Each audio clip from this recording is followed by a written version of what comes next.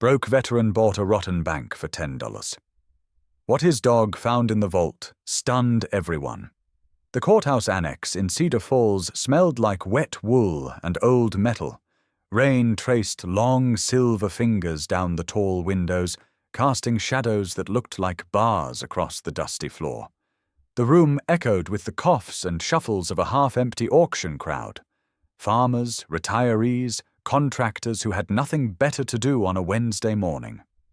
Mason Briggs sat in the back row, motionless, save for the occasional tap of his fingers on his jeans. Bear, his retired military working dog, lay pressed against his boot. Not asleep, never asleep in public, but still, alert in that quiet, wired way only combat dogs mastered. His ears moved independently, catching sounds Mason missed. Mason didn't make eye contact with anyone. He wasn't here to bid on a tractor or foreclosed tools. He was here for the last item on the list. He'd memorized the lot number the moment he saw it in the public notice tacked to the town hall corkboard. 416B, the old Cedar Falls National Bank. Condemned, infested, left for dead. Perfect. The auctioneer, a sweaty man with a suit one size too tight, shuffled his cards. Last up, parcel 416B, 201 Main Street.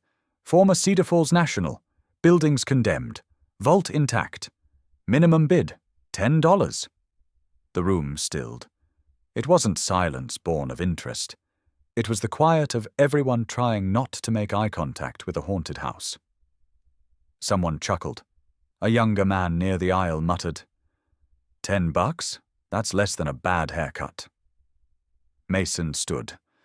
Not abruptly, but with the slow, deliberate movement of a man who no longer cared if people stared. He raised his hand. 10, he said.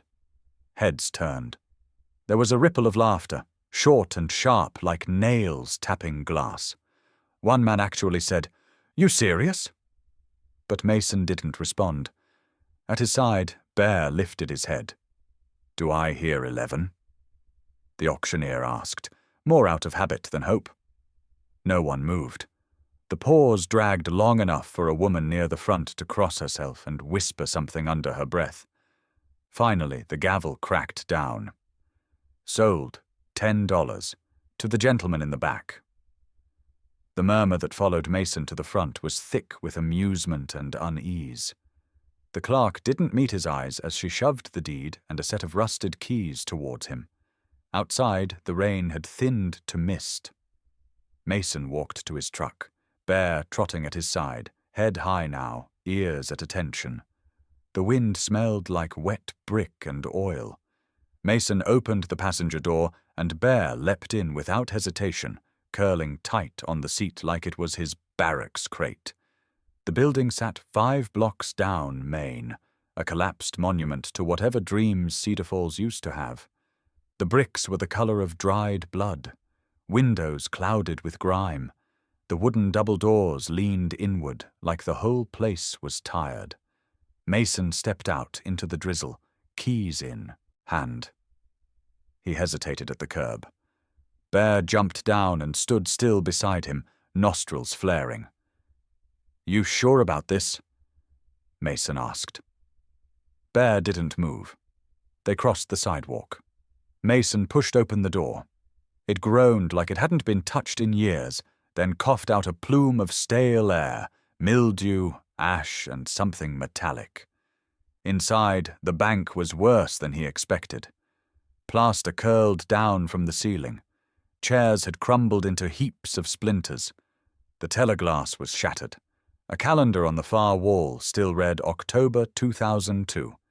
But in the center of the lobby stood the vault. Massive, circular, like it had grown out of the floor. Bear moved first. His paws were silent on the warped boards as he approached. Halfway to the vault, he stopped. Not paused, stopped. Every muscle in his body tensed, his tail lowered, his head dropped slightly, eyes fixed dead ahead. No growl, no bark, just a silence so sharp it cut the room in half. Mason frowned. "Bear!" The dog didn't even flick an ear. Mason took a step forward. Bear didn't follow. "Come on." Still nothing. It wasn't fear, it was warning. Mason crouched beside him. "What is it, buddy?" Bear gave a single, low whine. A sound Mason hadn't heard since their second tour. That sound had meant something buried, something wired, something that killed. Mason followed Bear's line of sight. The vault's steel surface was dull, but not rusted. A faded logo above the wheel lock was barely legible. CFNB. Cedar Falls National Bank. Below that, the seam of the door, jagged and uneven, as if it had been torched shut. Mason reached out, laying his palm on the steel.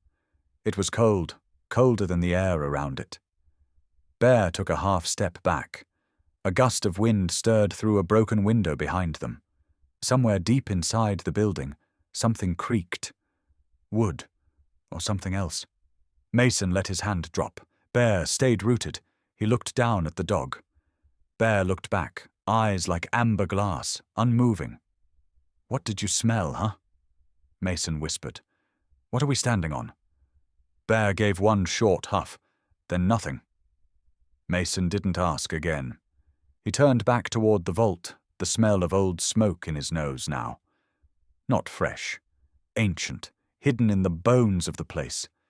He didn't know why yet, but something in that steel tomb had made a combat-trained dog freeze.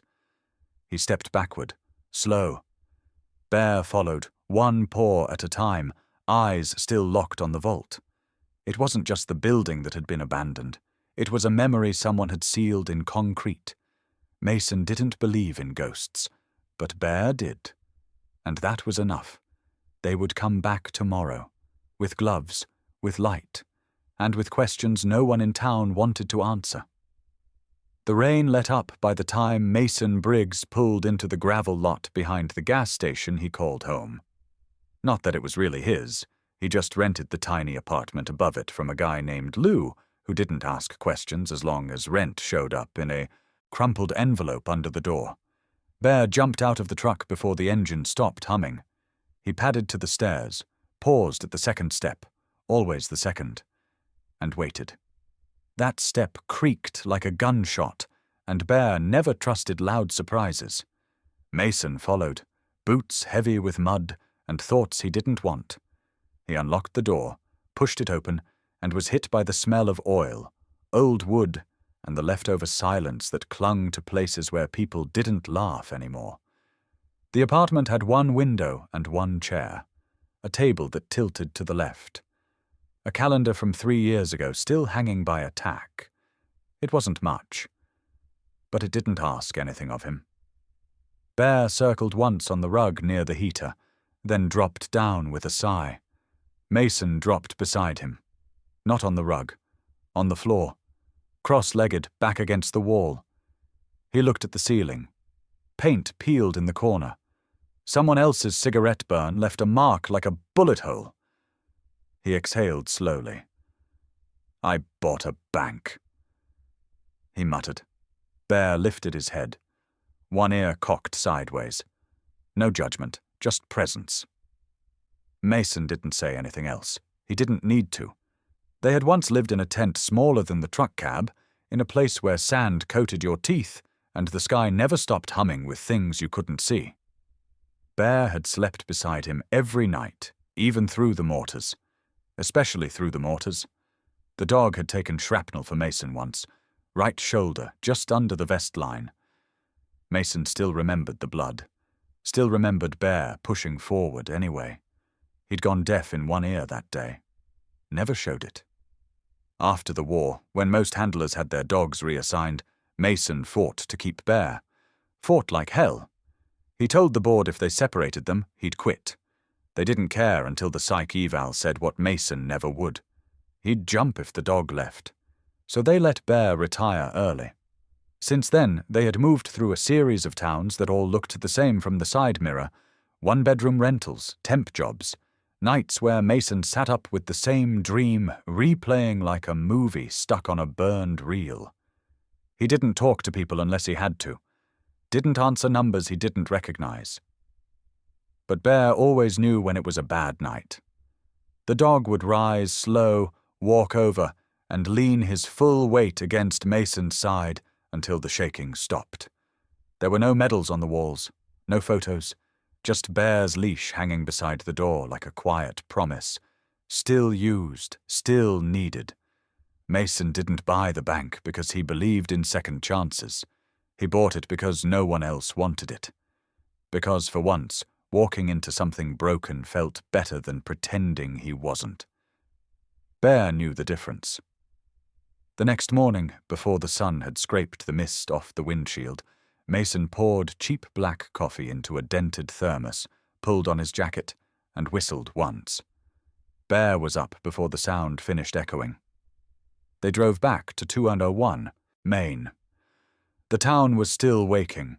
A jogger glanced at them and crossed the street. A man in a delivery van slowed, stared, then kept going. People in Cedar Falls remembered the bank. That was clear.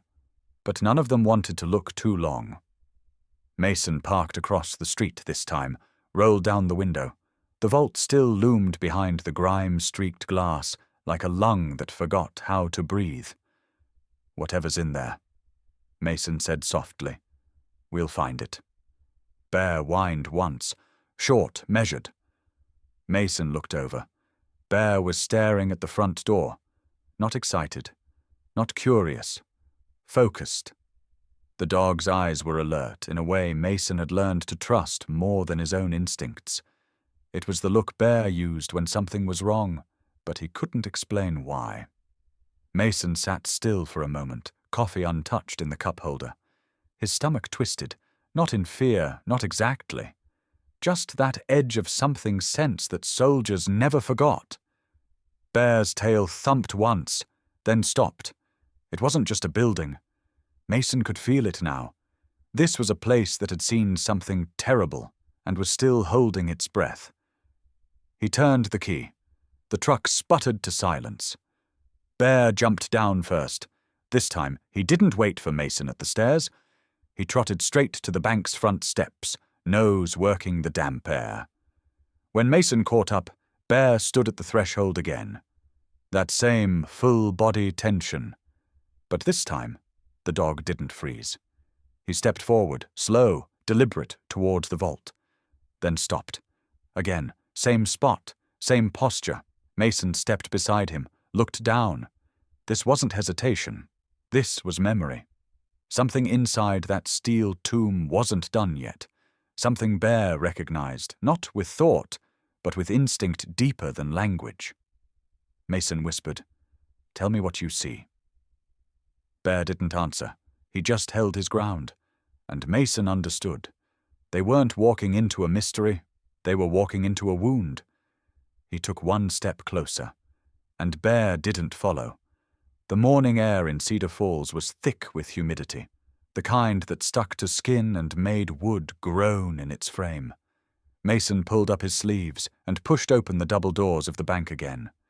They resisted less this time, like the building had recognized him, or maybe just resigned itself to being touched again. Bear padded in first, silent as smoke. His ears were up, body low, not fearful, but in that mode Mason remembered from field ops. Methodical, watchful, the kind of posture Bear had used in Kandahar, sweeping bombed-out corridors for anything left behind. Mason dropped his gear bag on what used to be the front desk and opened it with a sigh.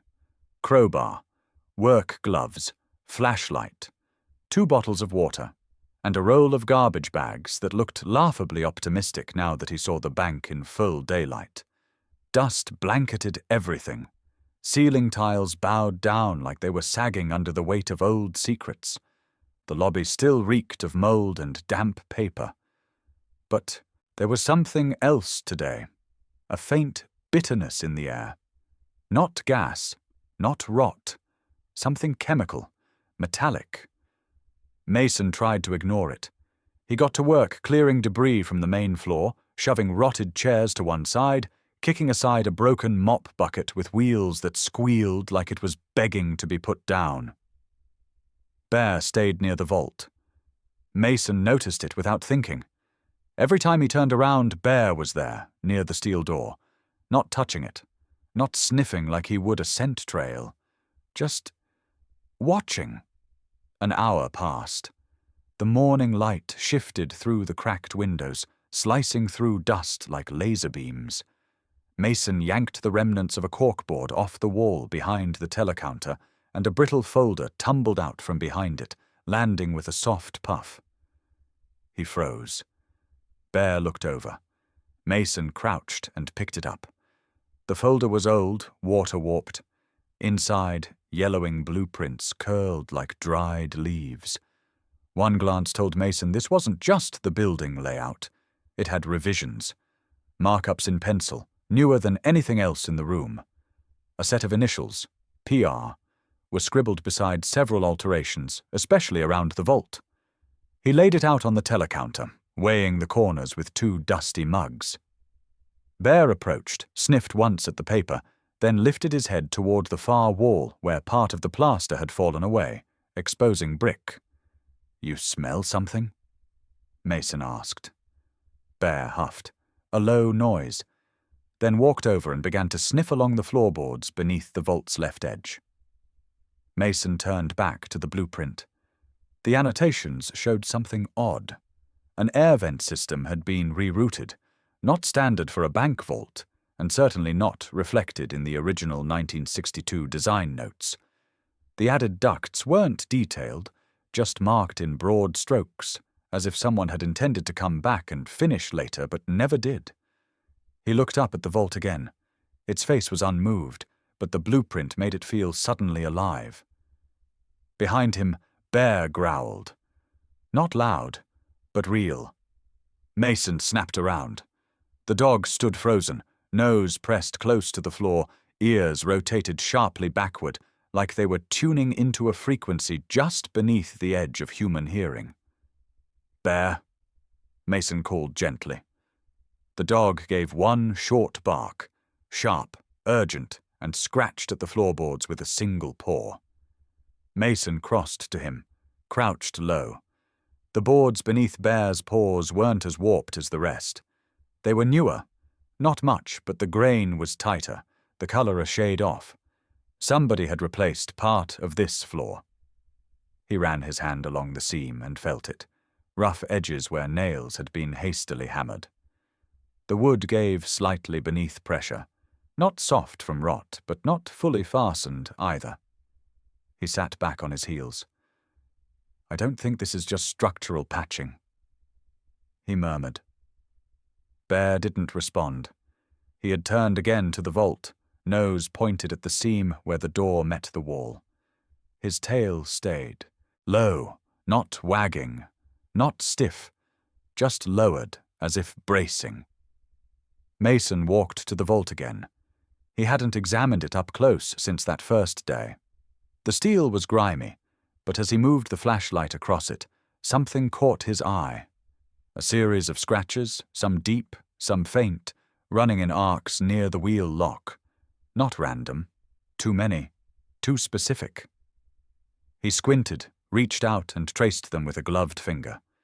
They weren't made by time. These were tool marks. Someone had tried to force this open, then welded it shut again. Around the hinge, the weld lines were uneven. A different shade of steel, more matte. It looked recent enough that rust hadn't fully set in. Mason leaned closer and caught the faint scent that had been bothering him all morning.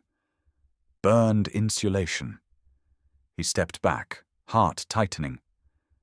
Bear barked again, shorter this time, and Mason turned just in time to see the dog pawing now at the wall beside the vault. Not the vault itself. The wall. A section with peeling paint, brittle and cracked. "What are you trying to tell me?" Bear didn't stop moving. He circled once, then lay down facing the same wall, head on paws, staring at it. That was how Bear waited when he knew something was about to happen. Mason had seen that pose before, right before a compound went hot. He turned back to the blueprint and scanned the revised areas. Whoever marked these had added something, behind the vault wall, not labelled, just a line, almost invisible, drawn in pencil so faint it nearly disappeared under the dirt. Mason reached for the crowbar in his bag. Something was behind that wall. He slid the flat edge into a seam in the plaster and pulled. The panel cracked. Dust exploded into the air, and behind it, embedded in a narrow cutout in the brick, was a steel conduit, newer, shinier, with a bolt plate covering one end. It wasn't in the original plans. It wasn't supposed to be there. And Mason was starting to realize something else, too. The vault hadn't just been forgotten. It had been hidden. Bear stood again, quiet now. No barking, no scratching, just waiting. Eyes locked on the wall. Mason ran a hand across his jaw, feeling the grit collect under his nails. Whoever did this had wanted it sealed, but Bear wasn't buying it. And now, neither was he. Rain was sliding off the roof of the bank when Mason went back the next day. The air smelled like cold brick and burnt coffee from the diner across the street. He unlocked the warped door and pushed inside with Bear at his heel. The building groaned the way it always did, but something in the sound felt different, like a whisper waiting to form words. He had cleared a path across the lobby the day before, moving rotted chairs to one side. Today he wanted to check the telecounter more carefully. He climbed over the splintered wood, boots sinking into soft spots in the floor. Bear stayed behind the counter, head low, nose flicking back and forth. His tail was still, a straight line behind him. Mason dug through a stack of brittle paper left on a shelf. Receipts, old deposit slips, a broken stapler. When he lifted an empty folder, something thin slid out and landed on the floor like a feather. He bent and picked it up. It was a scrap of paper folded twice. The edges were browned with age, but the ink inside was still sharp. Block letters, rushed but steady. The vault remembers what people forgot. He read it twice, 3 times. The words settled like a weight in his chest. He turned to Bear, who had stopped sniffing and was watching him now, head slightly tilted. Mason held up the note. "Someone left this here for a reason," he murmured. Bear's eyes didn't leave him. Later that afternoon, Mason crossed the street to the low beige house where Julie lived. She'd been his neighbor for 3 months now, a retired nurse who still wore her hair in the tight bun of someone who didn't trust loose ends. She opened the door halfway when he knocked. "You're soaked," she said. "Come in." He stepped inside, wiping his boots on the mat. The living room smelled of lemon cleaner and old books. She poured him tea without asking. They sat at her small kitchen table. "What is it you're working on over there?" she asked finally. "The whole town's been watching you. They think you're either crazy or planning a haunted house." Mason pulled the scrap of paper from his jacket and slid it across the table. "Found this inside, tucked between the old documents." Julie glanced at it. Her face didn't change, but her fingers tightened around her cup. "The vault remembers what people forgot," she read aloud. "That's a strange thing to find. You ever hear anything about the bank? About why it shut down?" She looked out the window instead of at him. "You don't want to go digging in that. People here don't talk about it for a reason." "I'm not talking about gossip," Mason said. "I'm talking about evidence, letters hidden under counters, blueprints changed. That vault's been tampered with." Julie pushed the note back toward him with one finger. "Mason, let it go. That building's a ghost. If you stir it up, you won't like what wakes up." Bear, lying under the table, lifted his head and looked at her. It wasn't threatening, just watchful. She noticed and shifted in her seat. "I'm serious," she said. "It's not worth it." Mason slid the note back into his pocket. He finished his tea in silence, then stood. "Thanks for the warning," he said. She followed him to the door. "You're not listening. They'll make you regret it." Outside, the sky had gone darker, clouds pressing low. He walked back to the bank with Bear padding close, water dripping from his fur. Mason told himself she was just being cautious. Small towns lived on rumors.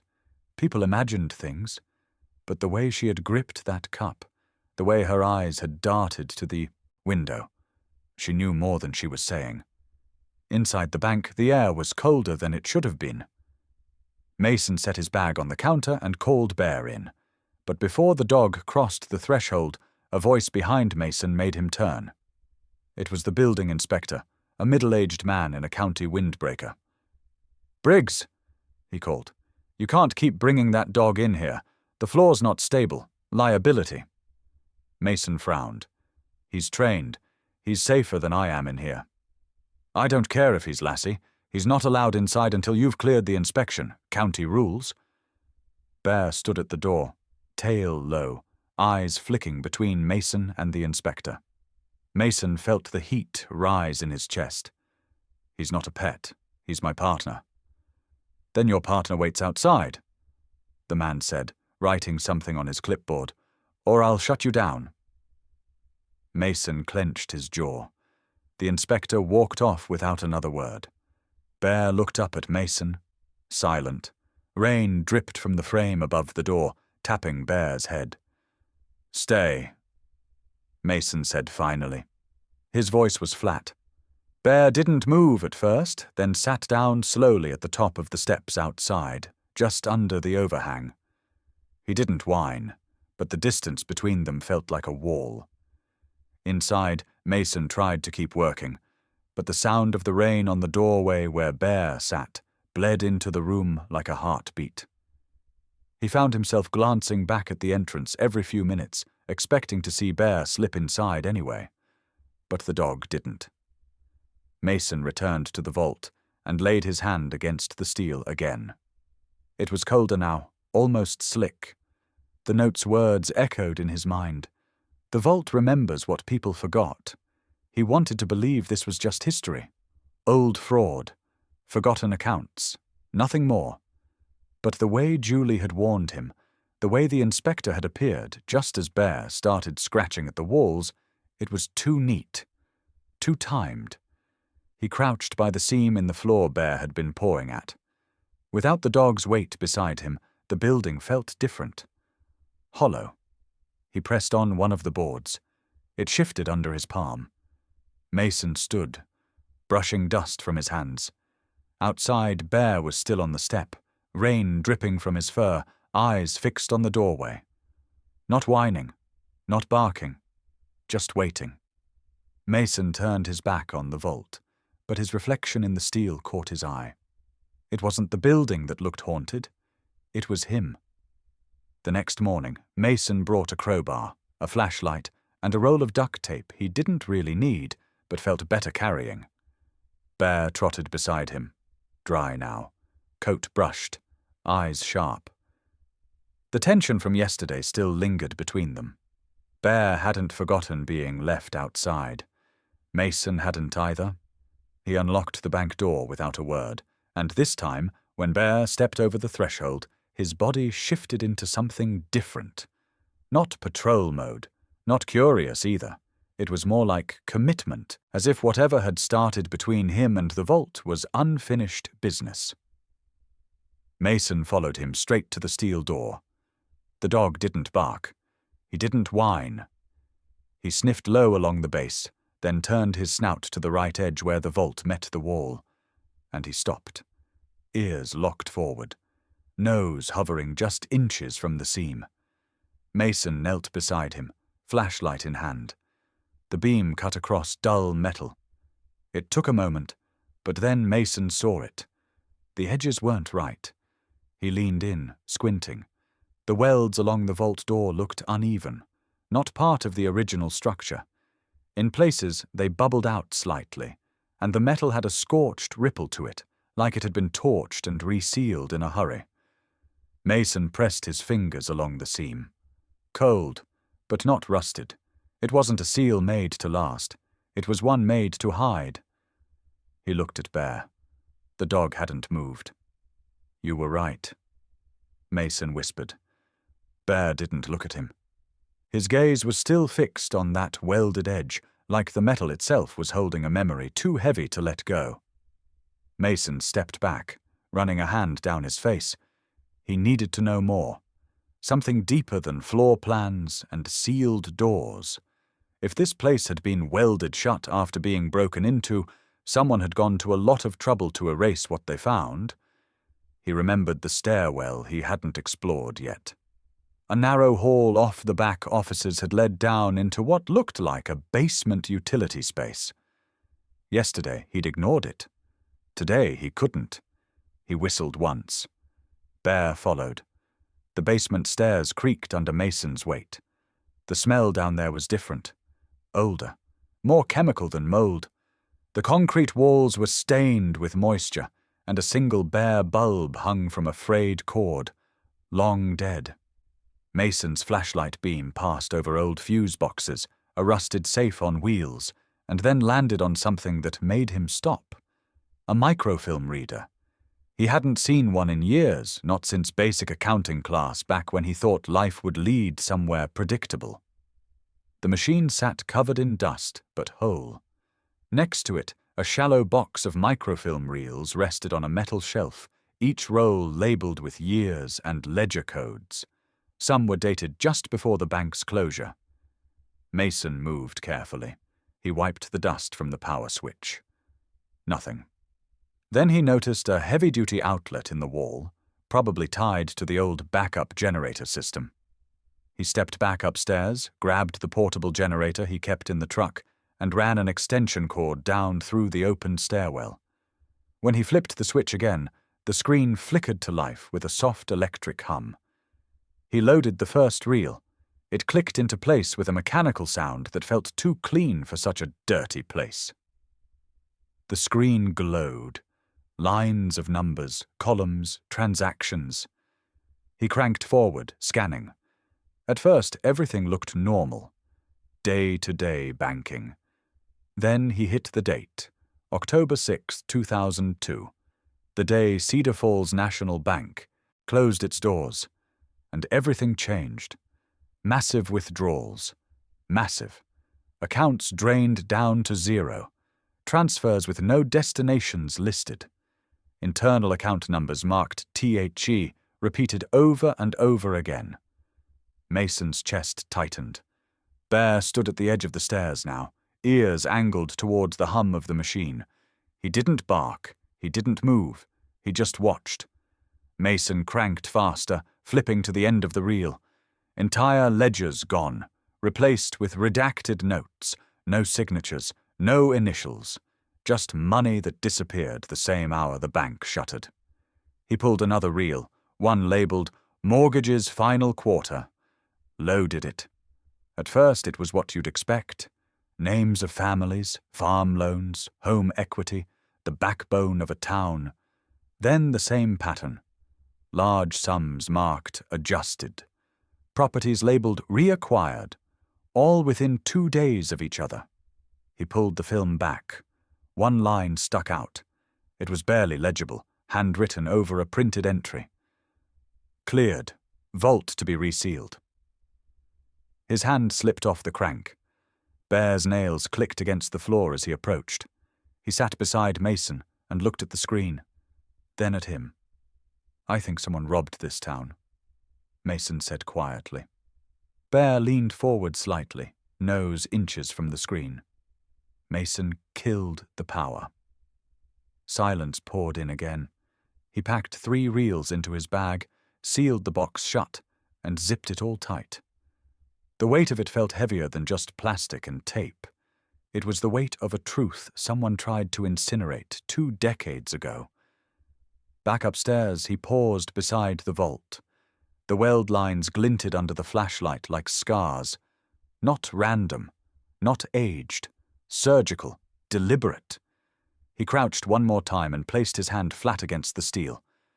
The vault remembers what people forgot, he whispered. Behind him, Bear gave one low growl. Quiet, measured, not at a noise, not at a person, at the vault. Mason turned. There was no sound, no breeze, just the faint hiss of air through somewhere it didn't belong, maybe a vent, maybe something worse. He stood slowly. Bear didn't break eye contact with the vault. That door had been forced once, then sealed with fire. Mason felt it in his bones now. Whatever had been hidden inside that vault wasn't just stolen. It had been buried. And Bear had just started digging. The building creaked like it had a pulse. Mason had been at it for hours, sifting through drawers, kicking aside debris, mapping out the rooms in his head. He marked off where the plumbing ended, where wires had been stripped, where time had eaten holes through the floorboards.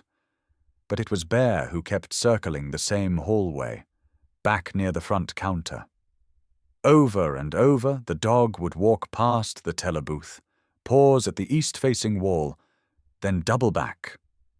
Mason had seen this pattern before, back in Kandahar when Bear was tracking IEDs. He'd sniff, loop, reapproach, repeat. Instinct didn't need words. Mason followed. The wall looked no different than the rest. Aged wood paneling, cracked in places, discolored from years of water damage. A faded sign still hung there, half-rotted. Customer complaints and correspondence. Bear stopped. Ears forward, nose lifted. Then he lowered his head and gave one sharp huff of air at the baseboard. Mason crouched. The flashlight beam passed over the seam between the paneling and the floor. He noticed it now, just a hairline of space, enough to suggest that the wall wasn't structural. He ran his fingers along the edge and felt the slight give of wood warped over time. He stood, grabbed the crowbar, and worked the tip into the seam. The wood groaned but didn't splinter. With a second push, the panel shifted, just enough for him to wedge his fingers in and pull. A breath of stale air hit his face, dry, paper-scented, heavy. Inside was a narrow cavity, barely a foot deep. Dust rose in a ghostly swirl. And then he saw them. Bundles of letters, hundreds of them, all tied together with twine, labels yellowed, edges curled. Envelopes stuffed thick, some hand-addressed, others typed on old IBM ribbon fonts. Mason reached in carefully, pulling one bundle free. The top letter was dated September 28, 2002, just days before the bank shut its doors. He opened it. To whom it may concern, I've been trying to reach someone about my savings account. The balance vanished overnight. I need someone to explain what happened. That money was my rent. That was my food. Mason swallowed hard. He opened another. Please respond. My father's mortgage has been paid off for over a year, but we've just received a foreclosure notice. Is this an error? We're scared. Bear sat quietly beside him now, eyes fixed on the hole in the wall, as if guarding the voices inside. Mason kept reading. One by one, each letter unfolded the same pattern. People begging for answers, confused, desperate. Some were polite, others were furious. A few were barely legible, the handwriting jittery, emotional. All of them had been addressed to the bank's board. None had been stamped, none mailed. They'd been collected, hidden, silenced. He laid the letters out across the counter, covering it with stories of small lives shattered. Families, farmers, elderly couples with no other savings. Mason felt something twist inside his chest, something old. He remembered the weight of unanswered questions, the promises made by suits and polished shoes who'd never had to sit across from death in a briefing tent. And now he was looking at another battlefield. No bombs, no bullets, just ink and paper and the quiet violence of indifference. He flipped over an envelope. In the top corner, written in neat cursive, was a name he recognized.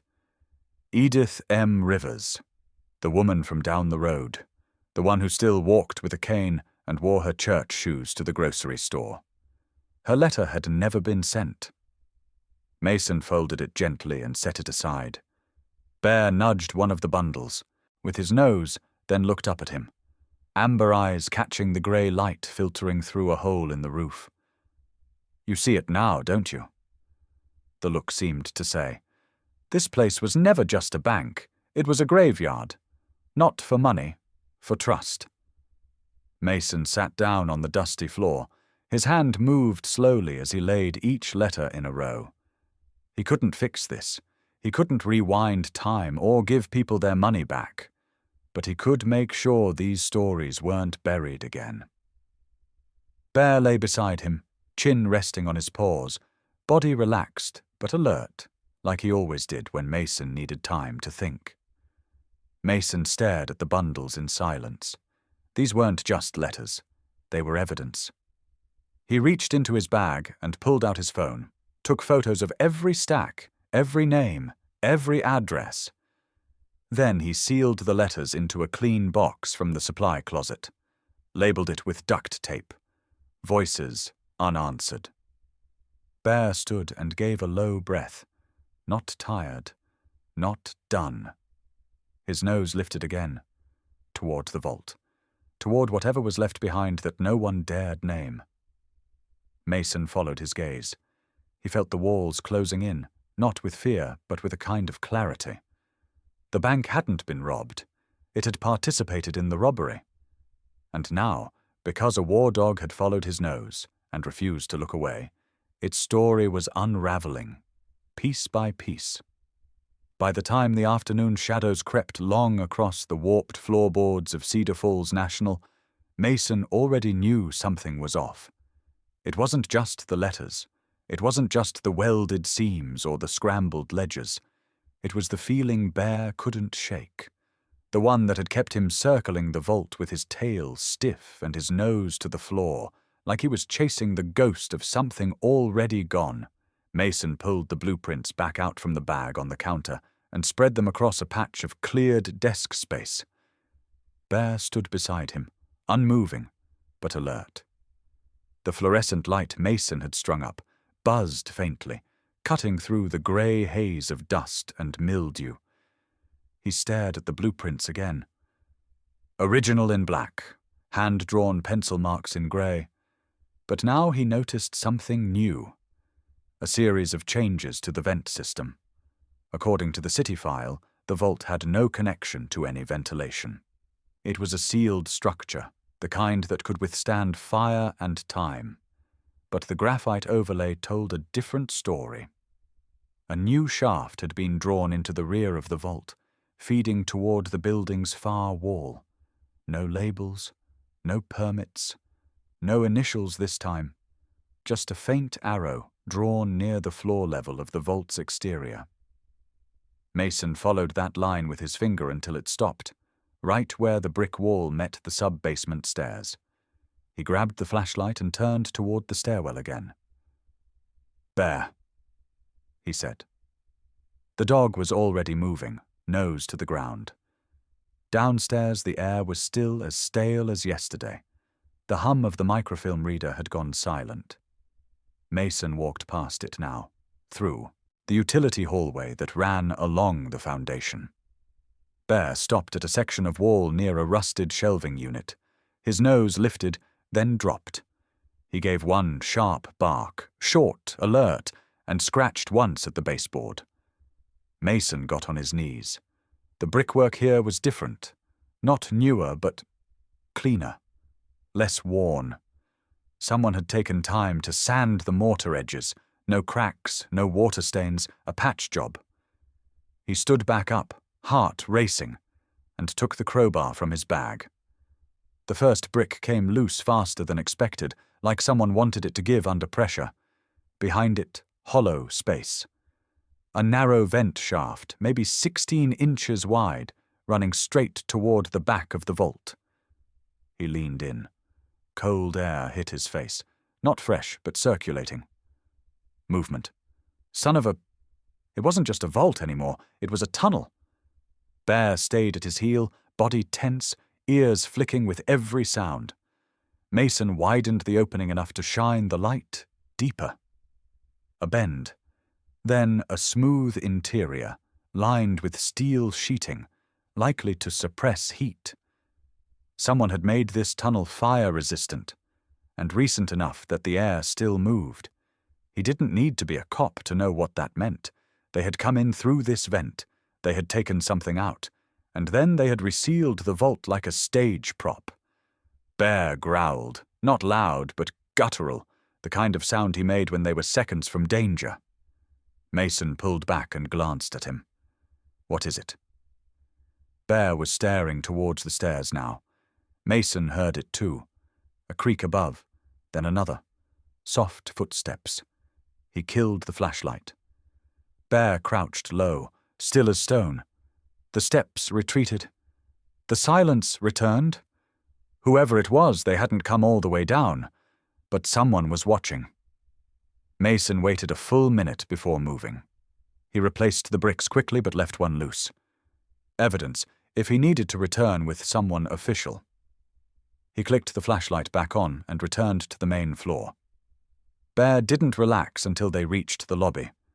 Mason looked toward the vault again. That door wasn't protection. It was theater. Whoever had come before him had cut the vault open, slipped through the vent, taken what they wanted, and welded it shut. The flames had erased the marks, but not the memory. Not from the steel, and not from the dog who could still smell the difference.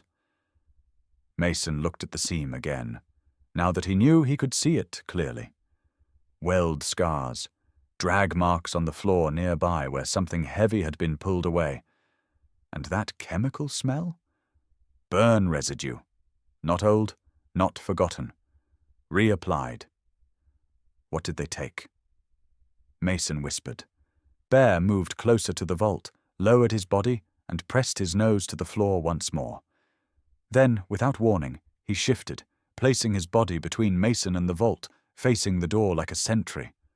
Not just alert, defensive. Mason's pulse kicked. The vault wasn't empty. Whatever had been taken out, something else had been left behind. Bear's posture made it clear. Whatever was left, it still mattered. Maybe more than what had been stolen. Mason backed away slowly, breath shallow. His eyes went to the dusty glass windows. No one was there, but someone had been. And Bear. He wasn't just tracking scent anymore. He was protecting evidence, not buried treasure. But truth someone was still trying very hard to burn. It started with a low metallic clank, just past midnight. Mason had been asleep in the cot he'd dragged into the manager's office. Bear curled at the foot like a living alarm. The sound didn't register at first, just part of a dream, maybe. Then came the second clank. Louder. Real. Bear was already standing when Mason sat up. The dog didn't growl. He was too focused for that. His ears were locked forward, eyes alert, body rigid. Another sound, glass breaking. Mason reached instinctively for his flashlight and his boots, heart hammering. Bear didn't wait. He moved fast and silent to the cracked door, nose twitching in the humid air. Mason followed, ducking low. The emergency lights from the street barely lit the stained linoleum floors, but the glow was enough to cast moving shadows across the front lobby. Voices now, quick, nervous, then slosh. Mason's breath caught. Gasoline. The smell hit hard and fast, even from the back hallway. Another bottle broke. Then a whisper of flame hissed to life. Bear spun to Mason and barked once, urgent, not for defense, for escape. Go, Mason said under his breath. But Bear had already turned, racing back toward the rear staircase. Mason didn't question it. They tore down the stairs as the building above groaned, timber and heat and smoke blooming all at once. Mason could hear the rush of fire catching the wall panels, climbing like a living thing. But Bear didn't hesitate. He ran straight for the corridor behind the false vault wall Mason had uncovered hours earlier. Where are you taking me? Mason coughed, hand against his mouth. The smoke was following now, thick, black, alive. Bear reached a section of the back wall near the old file storage and began to dig. No barking, no whining, just precise, clawing motion. The panel gave way after only a few scrapes, revealing a small iron access door nearly hidden beneath the grime and age. Mason crouched beside him. "What is this?" The dog nosed the seam. "All right, move back," Mason said, pulling out the multi-tool from his belt. The lock had rusted years ago, but it was superficial. Mason popped it open in under a minute. Inside, tucked between layers of blackened cloth and heat-proof casing, was a bundle, wrapped tight in oilskin leather, double-bound with cord. Bear nudged it forward like it was fragile. Mason stared. This wasn't recent. This had been hidden long before tonight. A vault inside a vault. Bear barked again, sharper this time. The fire had found them. Heat seared the hallway walls as Mason tucked the bundle under his arm. He turned. Bear, already bolting down the side hallway, weaving through shelves and up toward the rear emergency exit Mason had propped open earlier that week. They reached the stairs just as the floor above gave a groan and collapsed behind them, the noise deafening. They didn't stop. Bear led them through smoke and flame, dodging falling beams and shrapnel, until they burst into the cool night air behind the building. The fire bloomed behind them, violent, red, hungry. Mason dropped to his knees, lungs heaving. Bear stood over him, watching the flames with unmoving eyes. In the distance, sirens began to wail. Not fast enough, not this time. They watched together in silence. The whole building gone, all the ledgers, all the blueprints, all the evidence, incinerated, except for what Bear had found. Mason looked down at the bundle still pressed to his chest. The leather had scorched at the edges but held. He unwrapped it slowly, careful not to tear. Inside, stacks of handwritten papers, a few photographs, a dog tag, and a letterhead Mason hadn't seen in years. Department of Defense. He stared at it, heart racing again for a different reason. These documents weren't just financials.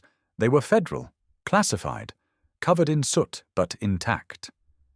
His fingers brushed a name he recognized.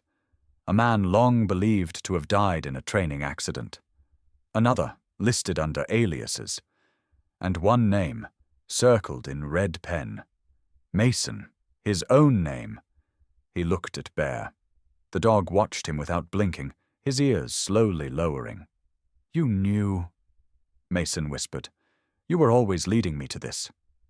The building behind them crackled and groaned again as the last of the roof caved inward.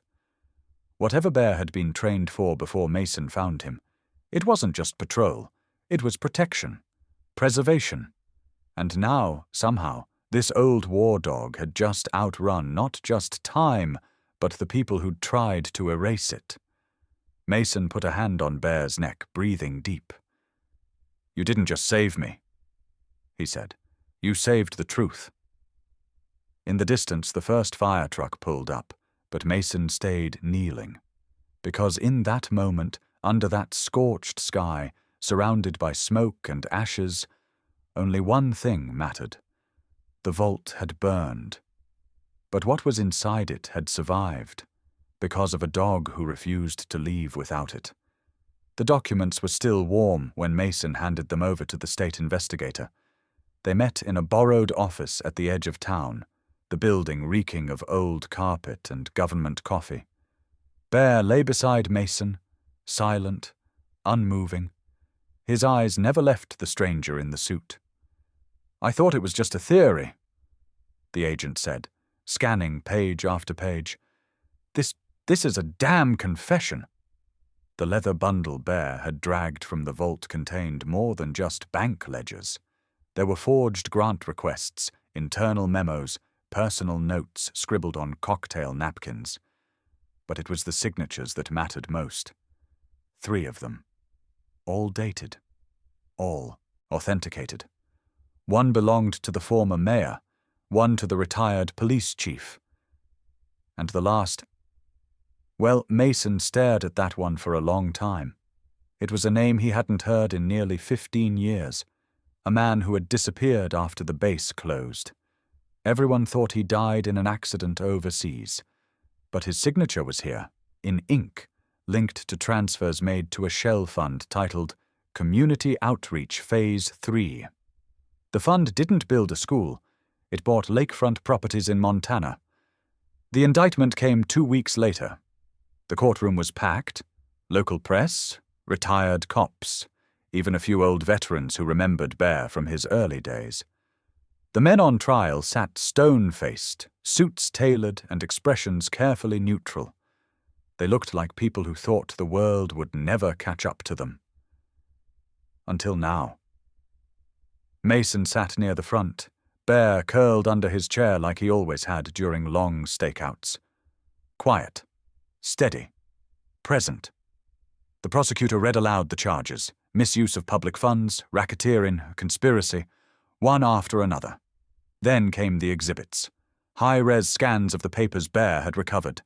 Every name, every date, every transaction. No one spoke, no one dared. Not until the judge leaned forward and said, "Let the record reflect, this evidence was recovered by a certified military working dog, designation Bear, serial number K9617A, previously presumed lost in action." A murmur moved through the gallery. Mason didn't smile. He just reached down and rested his hand on Bear's back. The dog didn't move, but his ears perked slightly, as if he understood the weight of the moment. They played a video next. Old footage from years ago, grainy black and white body cam pulled from a retired ranger's locker.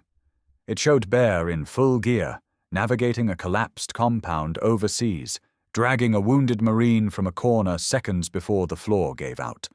And in the voiceover, a forgotten soldier's whisper. If that dog hadn't been there, none of us would have made it. The courtroom was still. The old mayor finally spoke. Not defiant, not angry, just defeated. "It wasn't supposed to get out," he muttered. But it had, because a dog had remembered where they'd buried the truth. Outside the courthouse, news vans lined the sidewalk. Reporters called out questions, flashes popping as Mason exited with Bear at his side. "What's next for you both?" Mason looked down. Bear blinked slowly, his grey muzzle twitching in the breeze. "I don't know," Mason said. "But wherever we go together." Someone handed him a copy of the day's paper. The front page headline, "War Dog Uncovers Citywide Fraud," below it, a photo of Bear. Not in uniform, not during the war, but here, lying quietly in court as the world came crashing down around the men who thought they'd erased everything. Later that evening, Mason sat on the steps of the rebuilt bank. Nothing inside yet, just walls and space. Bear laid beside him, eyes half closed. "You did it," Mason said quietly. "All of it. You remembered what mattered." Bear didn't respond. He didn't have to. The past had come full circle, not through vengeance or violence, but through proof. Through a silent witness who never forgot. Somewhere inside, Bear shifted his weight and sighed. Justice had a scent, and he had followed it until the very end. The breeze rolled in slow and soft that morning, curling around the porch of the small government-donated home nestled at the edge of Pine Hollow. Autumn had just begun to take hold. The maples were tinged with orange, and the sun had that mellow gold only late September could bring. Mason sat on the steps, his flannel sleeves rolled up, coffee cooling in his hand. At his feet, Bear rested his head on Mason's boot. His muzzle was nearly white now. The once coiled muscles beneath his coat had softened with age, but his eyes, those eyes, still caught everything. They both looked toward the tree line every now and then. Old habit, you never really lose it. A soft engine rolled up the gravel path. The car was a dusty sedan, with the decal of a regional university on the windshield. A young woman stepped out, no more than 22, ponytail, oversized canvas bag slung over her shoulder. "You must be Mr. Kane," she said, tentative but respectful. I guess I'm still him, Mason said with a faint smile. You the one who called about the interview? She nodded, unfolding a notepad. Rachel, journalism program. I'm doing a series on military working dogs and their lives after service.